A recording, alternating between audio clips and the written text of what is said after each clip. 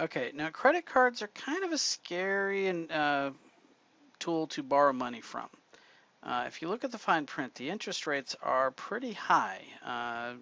This particular problem, we've got an annual interest rate of 21%. That's actually on the low end. If you look at the fine print of some of the more modern companies out there, you'll see that a lot of times they're charging a little bit more than that each month. So let's kind of look at this question. Suppose we've got a credit card balance of $2,300 with an annual interest rate of 21%.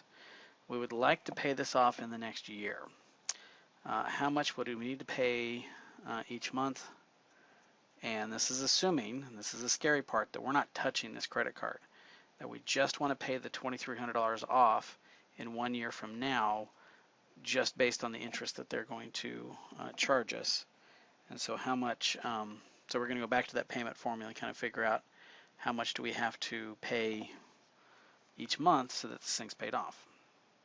Okay, so payment equals, and then we have the principal, so 2,300, and that's 21% divided by 12.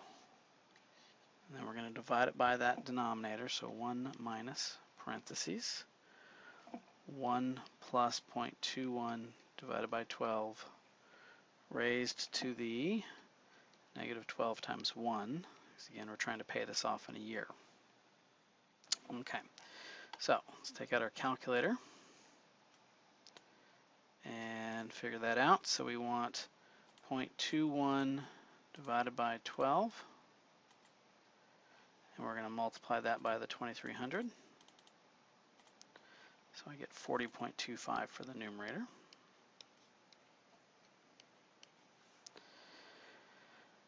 And then the denominator, so we're going to go to the inner piece there, so that 0.21 divided by 12, and I'm going to add that to 1,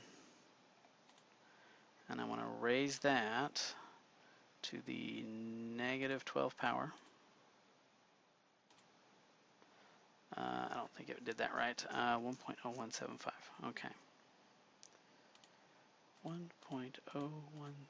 I don't think I typed that wrong. 1.0175. All right. Let me use parentheses. No, that didn't work. Yeah, you got to be careful with these calculators.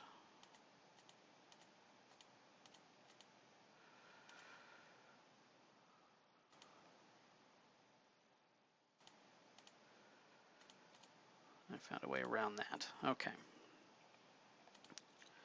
So we have that number, and then I want to subtract that from 1. So 1 minus 0.812 is 0.188. Okay, so that's what I want to take 40.25 and divide it by. 0.188. And I get about 214. I'm getting about 214.1. I know if you get a little bit more accurate with your decimals, you should get closer to 214.16. That's where a spreadsheet program or a little more powerful calculator than I'm using would come in handy. So if you want to pay that off in a year, you're going to have to pay $214 a month. The interesting thing is, since we're right here, let's just do this real quick. So if I multiply that by 12, I'm actually going to pay closer to $2,600.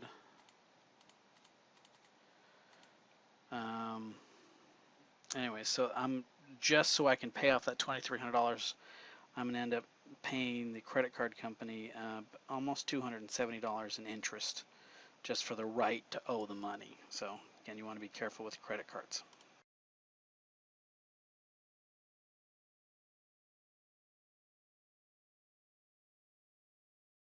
A couple other terms, and then we'll look at some interesting formulas for home loans and mortgages and that sort of thing. So a home mortgage is an installment loan designed specifically to finance a home. So we reserve the term mortgage for a home loan. That's another special type of installment loan. Okay, down payment is the amount of money you pay up front in order to be given a mortgage or other loan. So amount of money paid up front so that you can borrow money.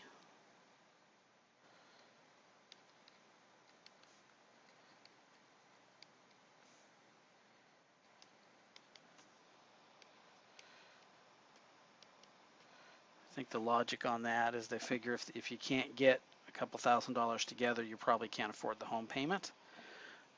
Closing costs. Okay, so closing costs are fees we pay in order to be given a loan. So because we're dealing with hundreds of thousands of dollars, a lot of money, there are fees that we charge, or the fees that are charged on the person that does the paperwork, the person that files with the county, the person that sets up all the information with your bank. So there's a certain charge given to a mortgage dealing with the paperwork aspect alone, plus you got to pay, make sure that the home appraiser gets their money. So there's a lot of other details that get brought up with a loan. So closing costs include all of these fees that needed to process a loan.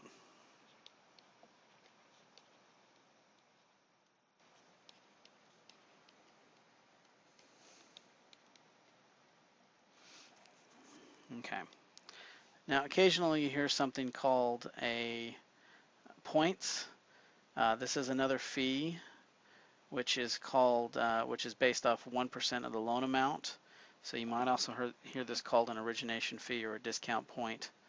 But it's a fee. It's a charge that they're paying to process the loan. Just another way to kind of describe closing costs. Or different banks will use it. Different types of loans have different types of ways that they'll describe all these fees. But a point is just another fee that 1 point is 1% of the loan amount.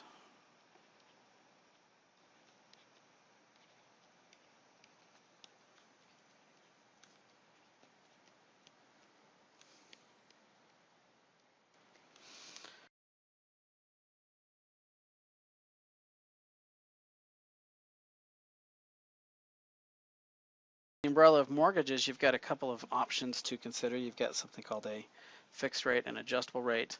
A fixed rate is one in where the interest rate is guaranteed not to change over the life of the loan. So the interest rate stays the same.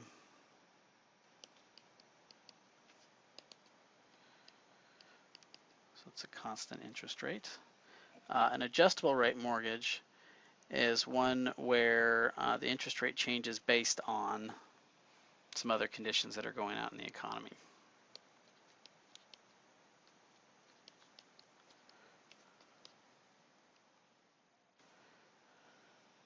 Okay, so you're probably thinking, well, why would we want that? Well, there's sort of pros and cons. One is cheaper on the front end. One is more expensive over the long run. One will save you money for payments now versus will cost you money later. So, like I said, there's pros and cons as to why you want one over the other.